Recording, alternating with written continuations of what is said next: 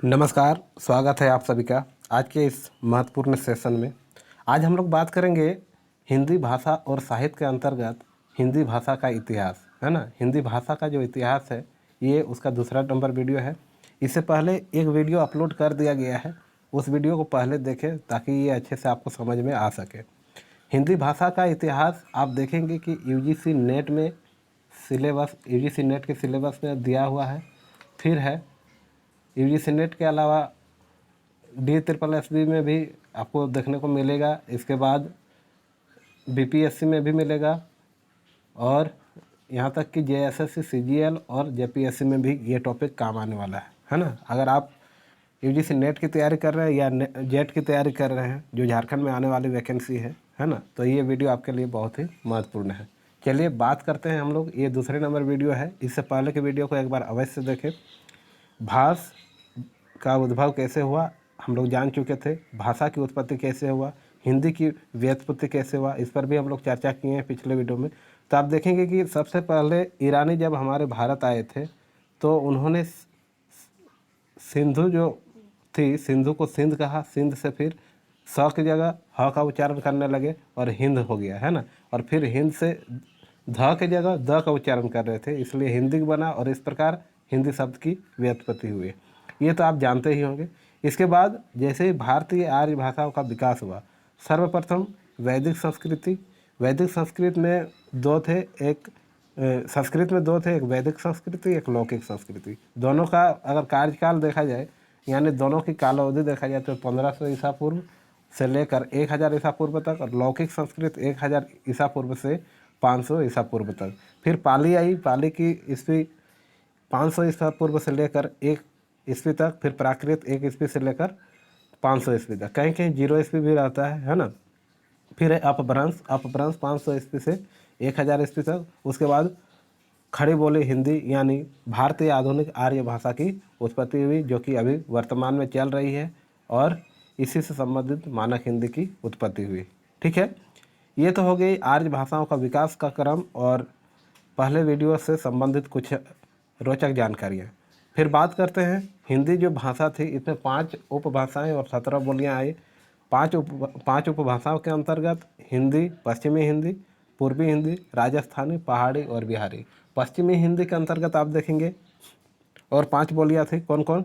खड़ी बोली, ब्रज, हरियाणी, बुंदेली और कन्नौजी। खड़ी बोली, ब्रज, हरियाणी, बुंदेली और कन्नौजी। कहीं कहीं दक्कनी देखने को मिलता है, और दक्कनी को अगर हम शामिल करेंगे तो कितने बोलियां हो जाएंगे? 18 बोलियां। तो कहीं आपको 17 बोलियां देखने को मिलेंगे, कहीं कहीं 18 बोलियां देखने को मिल सकते हैं। फिर है पूर्वी हिंदी के अंतर्गत अवधी, बघेली, छत्तीसगढ़ी। राजस्थानी के अंतर्गत मारवाड़ी, जयपुरी, मेवाती, मालवी। और पहाड़ी के अंतर्गत पश्चिम पहाड़ी, मध्यवर्ती पहाड़ी, जिसमें से कुमाऊनी और गढ़वाली है। और बिहारी के अंतर्गत भोजपुरी, मगही, मैथिली। ये हो गए 5 उपभाषाएं और 17 बोलियां हिंदी की। फिर है आधुनिक आर्य भाषाओं का विकास क्रम का अगर देखा जाए तो 7 अपभ्रंश के रूप में हुआ है, जिसमें से मागधी अपभ्रंश, अर्धमागधी अपभ्रंश, महाराष्ट्रीय अपभ्रंश, खस अपभ्रंश, ब्राह्मण अपभ्रंश, पैसाची अपभ्रंश और सौरसैनी अपभ्रंश। इसके अंतर्गत मागधी अपभ्रंश के अंतर्गत आप देखेंगे कौन कौन से बिहारी, बांग्ला, असमिया, उड़िया ये भाषाएं हैं। बिहारी के अंतर्गत फिर 3, भोजपुरी, मगही और मैथिली। फिर अर्धमागधी के अंतर्गत पूर्वी हिंदी के सभी बोलियां जैसे अवधी, बघेली, छत्तीसगढ़ी। फिर महाराष्ट्रीय अपभ्रंश के अंतर्गत मराठी। फिर खस अपभ्रंश के अंतर्गत 2 है, एक पहाड़ी हिंदी, दूसरा नेपाली। पहाड़ी के अंतर्गत मंडियाली, गढ़वाली और कुमाऊनी। उसके बाद ब्राह्मण अपभ्रंश, ब्राह्मण में सिंधी और पैसाची में लहंदा और पंजाबी। उसके बाद हमारा जो वर्तमान में चल रही हिंदी, जो जिसे हम लोग सौरसैनी हिंदी के नाम से जानते हैं, यानी इसे हम लोग खड़ी बोली हिंदी के नाम से मानक रूप जिसमें है ना, वो है सौरसैनी हिंदी यानी सौरसैनी अपभ्रंश। पश्चिमी हिंदी के अंतर्गत खड़ी बोली, बुंदेली, हरियाणी, ब्रज, कन्नौजी ये सभी सौरसैनी अपभ्रंश से विकसित हुए हैं। फिर है राजस्थानी के अंतर्गत मारवाड़ी, जयपुरी, मेवाती और मालवी, ये सौरसैनी अपभ्रंश से विकसित हुई बोलियां हैं, भाषा है। ठीक है, और एक है गुजराती। इसके अलावा बात करते हैं आगे अपभ्रंश भाषा की। तो हम लोग का आज का जो टॉपिक है वो है अपभ्रंश अवहट और पुरानी हिंदी पर बात करेंगे। क्या क्या? अपभ्रंश, अवहट और पुरानी हिंदी। तो अपभ्रंश का शाब्दिक अर्थ होता है बिगड़ा हुआ। क्या अर्थ होता है इसका? शाब्दिक अर्थ है बिगड़ा हुआ। यानी किससे बिगड़ा हुआ? आप देखेंगे जब संस्कृत थी उसमें दो संस्कृत हुए, एक वैदिक एक लौकिक संस्कृत, फिर बनी पाली, फिर प्राकृत, फिर उससे बना है अपभ्रंश। इस प्रकार अपभ्रंश से भी टूट टूट के कहीं ना कहीं अवहट और अवहट के अलावा पुरानी हिंदी, फिर मध्यकालीन हिंदी और फिर आधुनिक हिंदी का विकास हुआ है। तो एक एक करके सभी को जानेंगे और ये परीक्षा की दृष्टि से अत्यंत महत्वपूर्ण है। चाहे आप यूजीसी नेट की तैयारी करते हो या जेट की तैयारी करते हो या भी किसी भी प्रकार के DSSB, फिर BPSC, JSSC या JPSC की तैयारी कर रहे हैं, फिर भी ये वीडियो आपके लिए कारगर साबित होगी, है ना। वीडियो में अंत तक बने रहेंगे। देखिए एक एक करके ये जो नोट्स है बहुत मेहनत से तैयार किया गया है। अगर आप चाहें तो इसे लिख सकते हैं और लिख के अगर आप तैयारी करेंगे तो वो आपके लिए बेहतर होगा और आपको करना चाहिए अगर आप हिंदी साहित्य के विद्यार्थी हैं तो। अपभ्रंश का अर्थ है बिगड़ा हुआ। समय सीमा 6वीं से 12वीं शताब्दी मानी जाती है। 500 ईस्वी से लेकर 1000 ईस्वी, यानी कहीं कहीं 1100 ईस्वी भी रहता है। तो इसकी समय सीमा आप मान के चले कि 6वीं से 12वीं शताब्दी तक है। फिर उत्तर भारत की बोलचाल और साहित्य की भाषा थी क्या? अपभ्रंश। अपभ्रंश शब्द का सर्वप्रथम प्रयोग डॉक्टर आचार्य व्याडी ने किया था, है ना। अपभ्रंश शब्द का सर्वप्रथम प्रयोग आचार्य व्याडी द्वारा किया गया था। अपभ्रंश की प्रमुख रचनाएं पौमचर्य, महापुराण, कीर्तिलता और संदेश रासक है। पौमचर्य की रचना अगर देखा जाए तो स्वयंभू द्वारा की गई थी। महापुराण की पुष्पदंत और कीर्तिलता विद्यापति, संदेश रासक उद्दहमान, इसे अब्दुल रहमान के नाम से भी जाना जाता है। फिर है अपभ्रंश के कुछ विद्वान देसी भाषा मानते हैं। अपभ्रंश को क्या मानते हैं? देसी भाषा या गांव की भाषा मानते हैं। कौन मानते हैं इस संबंध में भी हम लोग बात करेंगे। आचार्य हेमचंद्र ने अपभ्रंश, व्याकरण, शब्दानुशासन की रचना की। अपभ्रंश साहित्य का विकास आदिकाल के चारण काव्य, भक्ति काल के सूर यानी सूरदास, तुलसीदास, सिद्ध व नाथ साहित्य तथा रीतिकालीन के वीर काव्य के माध्यम से हुआ है। विकास क्षेत्र की बात किया जाए तो मालवा प्रदेश, गुजरात और राजस्थान में इसका विकास क्षेत्र को माना जाता है ना। देखिए अपभ्रंश, अवहट और पुरानी हिंदी को एक साथ अगर समझने का हो तो अपभ्रंश और पुरानी हिंदी दोनों के बीच की कड़ी क्या है? अवहट है। और अपभ्रंश सर्वप्रथम 500 ईस्वी से लेकर 1000 ईस्वी, 900 से 1100 ईस्वी अवहट और पुरानी हिंदी 1100 से 1300 ईस्वी मानी जाती है। लेकिन आज की जो हमारा विषय है वो तीनों है। अपभ्रंश को भी जानेंगे, अवहट को भी जानेंगे, पुरानी हिंदी को भी जानेंगे इसी वीडियो के माध्यम से। वीडियो में अंत तक बने रहेंगे ताकि आपको सभी चीज़ एक एक करके अच्छे से समझ में आ सके, है ना।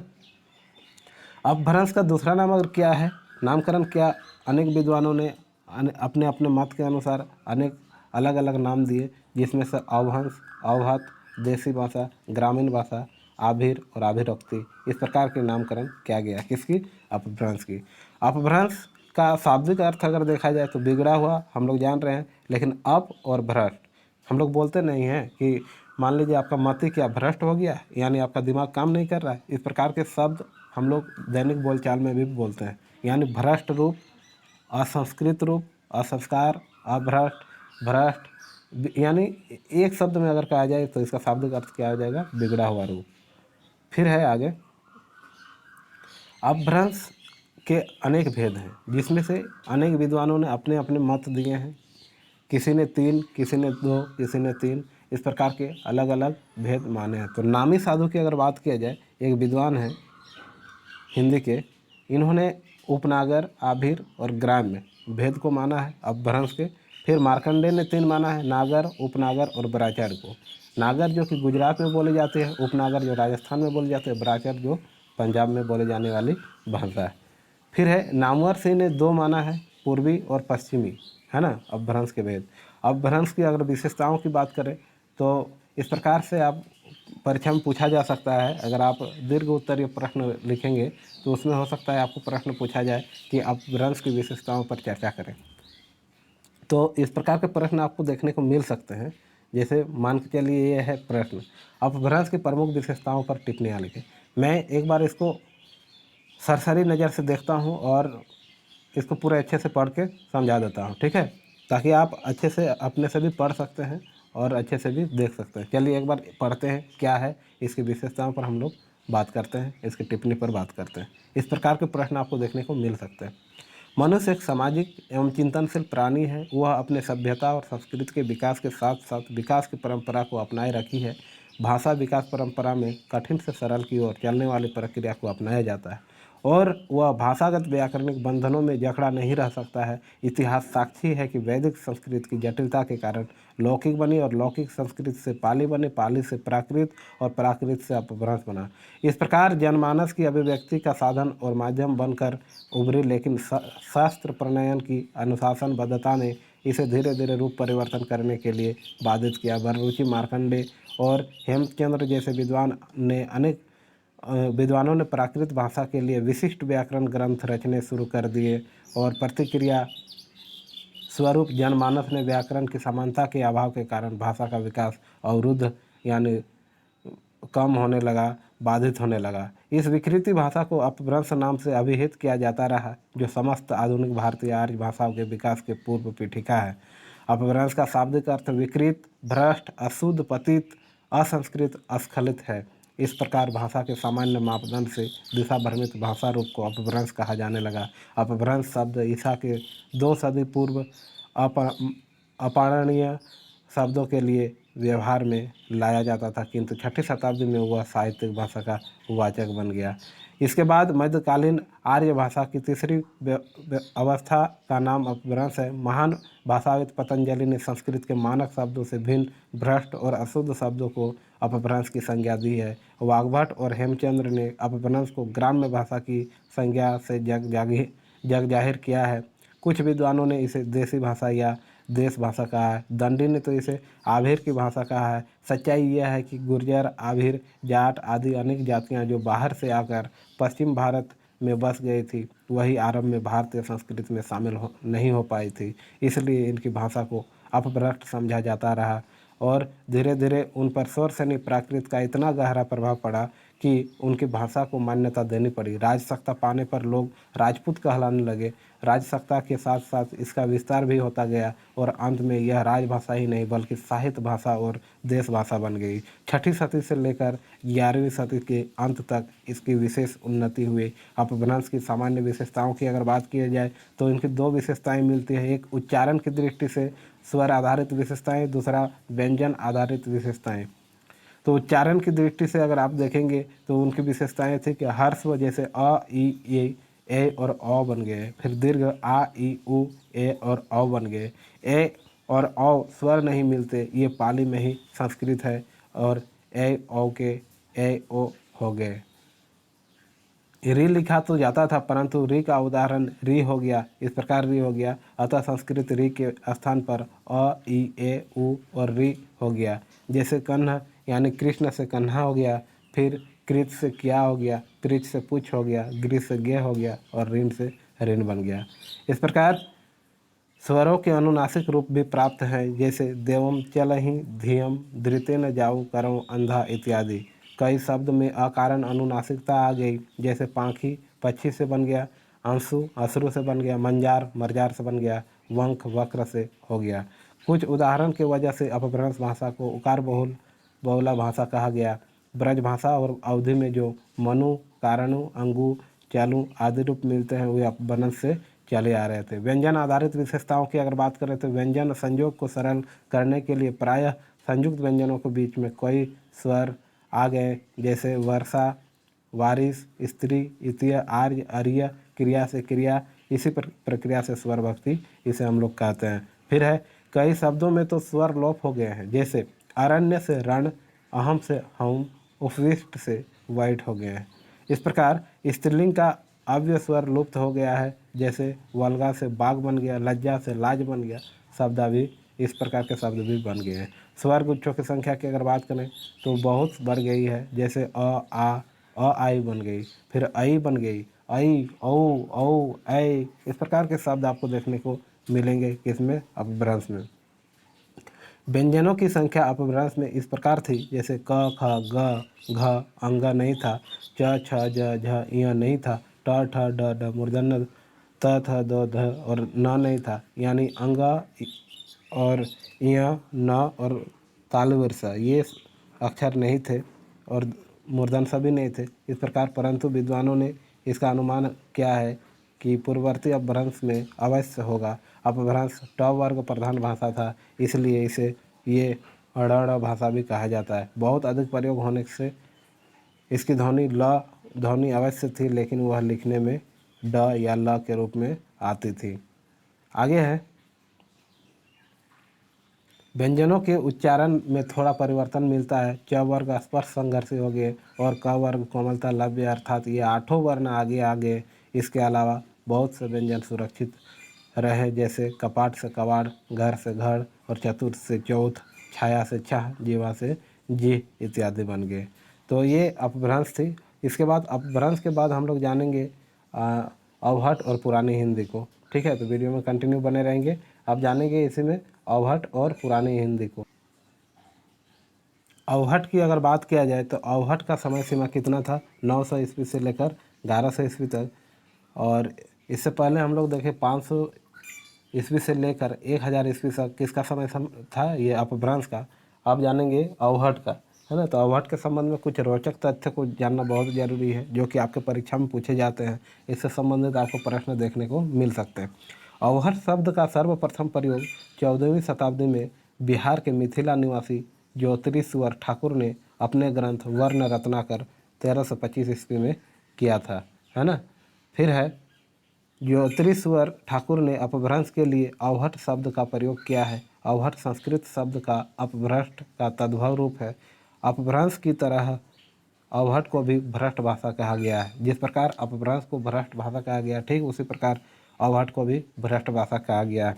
जिस भाषा में शब्द संस्कृत के मानक शब्दों से विकृत होकर बने हो, उसे ही भ्रष्ट भाषा कहा जाता है। अवहट की परिभाषा स्वरसनी यानी परिनिष्ठित अपभ्रंश में देसी बोलियों के मिश्रण से भाषा एवं साहित्य के जिस रूप का विकास हुआ है, उसे अवहट कहा जाता है। जैसे वर्ण रत्नाकर, ज्योतिरीश्वर ठाकुर, कीर्तिलता विद्यापति, कीर्ति पताका विद्यापति की रचना है। इन ग्रंथों में अवहट को अवहंस क्या क्या कहा गया है। इन ग्रंथों में देखिए, अवहट को अवहंस, अवहट, अवहट कहा गया है। विद्यापति ने अपनी कीर्तिलता में अवहट को अवहट्टा कहा है। और कहा है, विद्यापति का कहना है कि देसिल बौड़ा सब जन मिठा तय तैसन जपहूँ अवहट्टा। देसिल बना यानी देसी भाषा, देसी बोली जो हमारा क्षेत्र बोली है, वो सब जन को क्या है, मीठा है, प्यारा है। और हम सभी को ये भाषा, ये बोली मीठा लगती है। तय तैसन, इसलिए मैं जपहूँ अवहट्टा, अवहट का जप करता हूँ, अवहट लिखता हूँ। किनका कहना है, विद्यापति का। बहुत ही सरल भाषा में ये बात करते थे और अच्छे से बात करते थे, अपने बोली को लेकर, अपने भाषा को लेकर, है ना। आगे है, डॉक्टर चटर्जी के अनुसार अवहट भाषा का काल 9वीं शताब्दी से 12वीं शताब्दी तक है। डॉक्टर शिव प्रसाद सिंह ने अवहट भाषा का काल 12वीं से 14वीं शताब्दी माना है। 11वीं शताब्दी से 14वीं शताब्दी तक इन्होंने अपभ्रंश के उत्तरकालीन या परवर्ती रूप के लिए अवहट कहा जाता है। और इस काल के रचनाकारों ने अपनी भाषा को अवहट कहा है। डॉक्टर भोलानाथ तिवारी ने अपभ्रंश और अवहट कहा है। डॉक्टर भोलानाथ तिवारी ने और एक शब्द कहा है, अपभ्रंश और अवहट को समानार्थी माना है। अवहट को अपभ्रंश और पुरानी हिंदी के बीच की कड़ी मानी है। और अवहट अपभ्रंश शब्द का विकृत रूप है, इसे अपभ्रंश या परवर्ती रूप भी माना गया है। कहीं न कहीं अपभ्रंश के बाद की अवस्था थी अवहट, इसलिए इसे परवर्ती या परिवर्तित रूप माना गया है। इसे मैथिल अपभ्रंश, संक्रांतिकाली भाषा, मध्यकालीन आर्य भाषा की अवस्था और पिंगल की भाषा भी कहा जाता है। अवहट को ही पुरानी हिंदी चंद्रधर शर्मा गुलेरी ने कहा और राहुल सांकृत्यायन ने इसे पुरानी हिंदी माना है। इसे परिनिष्ठित यानी अप्रूव्ड अपभ्रंश कहते हैं। अवहट उत्तर भारत में राजस्थान से असम तक काव्य भाषा का स्थान ग्रहण कर चुका था। स्थान की दृष्टि से अवहट के 3 भेद हैं, पश्चिमी अवहट, मध्य देशी अवहट और पूर्वी अवहट। पश्चिमी अवहट, मध्य देशी अवहट और पूर्वी अवहट। अवहट की 2 परिभाषाएं इस प्रकार मिलती है कि अवहट की एक शाब्दिक विशेषताएं होती है और एक अवहट की व्याकरणिक विशेषताएं। ये 2 विशेषताएं पाई जाती है, एक शाब्दिक और व्याकरणिक रूप से। इसके बाद ये होगी अवहट की विशेषताएं। और अवहट की विशेषताओं की अगर बात करें शाब्दिक में, तो आप देख सकते हैं इस प्रकार कि अपभ्रंश की सभी स्वर ध्वनियाँ अवहट में विद्यमान है। अवहट में दो अतिरिक्त ध्वनियाँ ऐ और औ मिलती हैं। अपभ्रंश के व्यंजन के अतिरिक्त ड़ और ढ़ दो नए व्यंजन हैं, है ना। व्यंजन अवहट में अपनाए गए। स्त्रीलिंग शब्दों के अंत में आ लगाने की प्रवृत्ति के स्थान पर अ का प्रयोग हुआ। स्त्रीलिंग शब्दों के अंत में आ लगाने की प्रवृत्ति के स्थान पर अ का प्रयोग होने लगा। इस प्रकार आप देखेंगे कि भिक्षा से भीख और शिक्षा से सिख शब्द बन गए। क्षतिपूर्वक दीर्घीकरण की सरलता की प्रवृत्ति अवहट में दिखाई देती रही, जिसमें से द्वितीयकरण की प्रक्रिया से मुक्ति मिली, यानी हस्त से हत्थ, हत्थ से हाथ और कर्म से कम और कम से काम। संस्कृत में हस्त और हत्थ बना अपभ्रंश में, और अवहट बना अवहट में हाथ बन गया, वही काम भी बन गया। इस प्रकार अवहट में स्वर गुच्छों में संधि यानी संकोच की प्रवृत्ति अधिक दिखलाई पड़ती है। जैसे संस्कृत के द्योतकार अपभ्रंश में जुआर बन गए और अवहट में जुआर बन गए। इस प्रकार अंधकार से अंधार और फिर अंधार, उपवास से उपआस और उपास शब्द बन गए।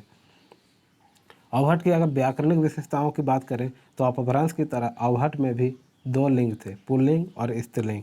विभक्तियों के लोप होने की प्रवृत्ति अवहट में अधिक हो गई थी, जिसमें से अपभ्रंश के समान अवहट में दो वचन होते हैं। इस भाषा में देशज शब्दों के प्रयोग अधिक होने लगे। अरबी, फारसी व तुर्की शब्दों को अपनाया जाने लगा। सहायक क्रिया का प्रयोग विस्तृत हुआ। इस प्रकार हम कह सकते हैं ये जो विशेषताएं थी ये किसकी थी? अवहट की। सर्वप्रथम हम लोग अपभ्रंश देखें, अवहट देखें, उसके बाद अब क्या देखेंगे? पुरानी हिंदी को। वीडियो में अंत तक बने रहेंगे, ये आपके लिए बहुत ही काम की चीज़ है। सर्वप्रथम हम लोग देखें अपभ्रंश को, जिसकी काल अवधि है 500 से 1000, और उसके बाद अवहट 900 से 1100 और 1100 से 1300 या कहीं कहीं 1400 आपको देखने को मिलेंगे पुरानी हिंदी, है ना। 1100 से 1300 समय अवधि इसकी है। पुरानी हिंदी का सबसे पहले प्रयोग पंडित चंद्रधर शर्मा गुलेरी ने 1921 ईस्वी में नागरिक प्रचारिणी पत्रिका में किया था। पुरानी हिंदी का एक शोधपरक आलेख है जिसके लेखक गुलेरी जी हैं, वही गुलेरी जिन्हें हम चंद्रधर शर्मा गुलेरी के नाम से जानते हैं। आचार्य रामचंद्र शुक्ल ने पुरानी हिंदी को प्राकृत भाष या अपभ्रंश कहा है। गुलेरी जी के अनुसार अपभ्रंश का परवर्ती रूप ही पुरानी हिंदी है। पुरानी हिंदी को प्राचीन या प्रारंभिक हिंदी भी कहा जाता है। पुरानी हिंदी का स्थान अपभ्रंश, अवहट और मध्यकालीन हिंदी के बीच है।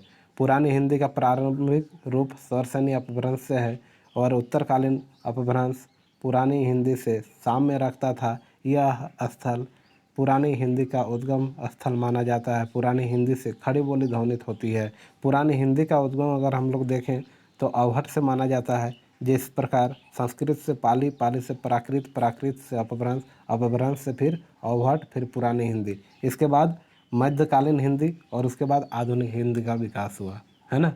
इसे भी आप याद रखेंगे। पुरानी हिंदी के बाद मध्यकालीन हिंदी, फिर आधुनिक हिंदी का विकास हुआ, है ना। चलिए आगे बढ़ते हैं। पुरानी हिंदी की ध्वनि व्यवस्था अपभ्रंश व अवहट के नज़दीक है। आधुनिक हिंदी के प्रारंभिक अवस्था को पुरानी हिंदी कहा जाता है। पुरानी हिंदी एक समूह भाषा है जिसमें आज के हिंदी प्रदेश की 17 बोलियां हैं। पुरानी 17 बोलियां वही 17 बोलियां जो हम लोग पढ़ते हैं। पुरानी हिंदी का मूल स्रोत रोड़ा, रचित, राउलवेल, यही से आधुनिक हिंदी प्रारंभिक हुआ है। फिर राउलवेल यानी राउलवेला 11वीं शताब्दी में पत्थर पर लिखा गया था। 11वीं शताब्दी में कहाँ लिखा गया था? पत्थर पर लिखा गया था। राउलवेल का अर्थ है राजकुल विलास। क्या अर्थ है इसका? राजकुल विलास। इस पुस्तक में राजमहल की सुंदरियों का वर्णन है। एक अन्य पुस्तक प्राकृत पेंगलम में भी पुरानी हिंदी की शब्दावलियों देखने को मिलती है।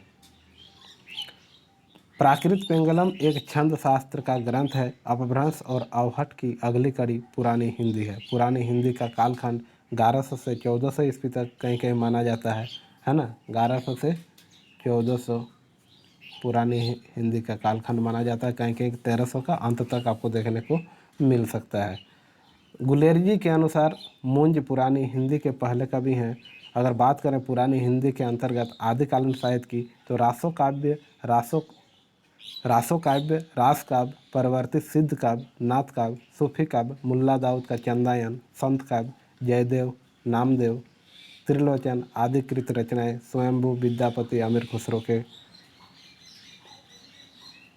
नाम से मिलते हैं। पुरानी हिंदी की शाब्दिक और व्याकरणिक विशेषताओं पर अगर हम लोग बात करेंगे तो अपभ्रंश के विपरीत अवहट में जिन दो स्वरों ए और औ का प्रचलन हुआ है, पुरानी हिंदी में इसका प्रयोग बहुलता से हुआ है। अनुस्वार और अनुनासिक दोनों के लिए बिंदु का प्रयोग किया जाता रहा। यानी मान लीजिए एक शब्द लेते हैं हंस, ये इसमें अनुनासिक और अनुस्वार, ये अनुनासिक हो गया। उसके बाद अनुस्वार में एक शब्द लिए हंस।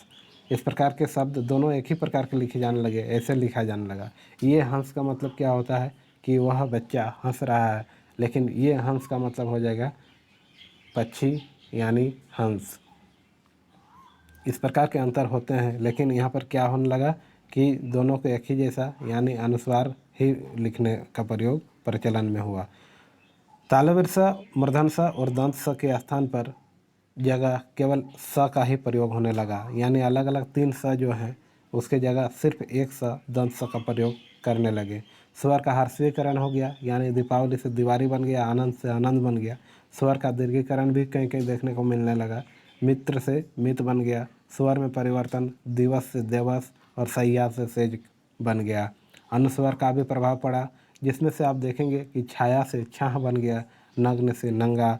इस प्रकार अंग, य और न, ये तीनों व्यंजन अपभ्रंश तथा अवहट में देखने को नहीं मिलती थी, लेकिन केवल पुरानी हिंदी में भी इसका प्रयोग होने लगा। किसका? अंग, य और न का।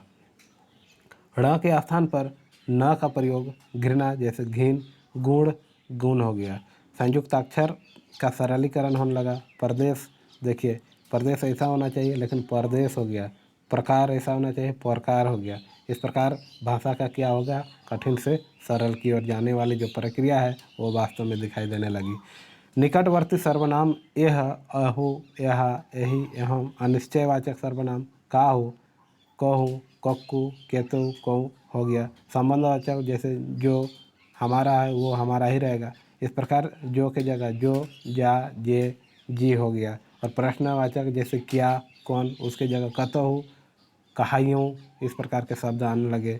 निजवाचक सर्वनाम में आपनी, जो मेरा, हमारा, इस प्रकार के जो शब्द होते हैं निजवाचक वाले, उसमें अपनी, अपना हूँ, इस प्रकार के शब्द दिखाई देने लगे। किसमें? पुरानी हिंदी में।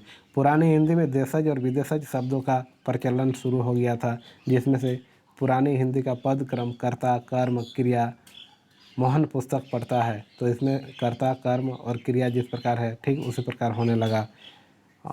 अनुकरणात्मक शब्दों की प्रचुरता कर्ण कर्ण, खन खन, खटर खटर, डगमगाने आदि हो गया।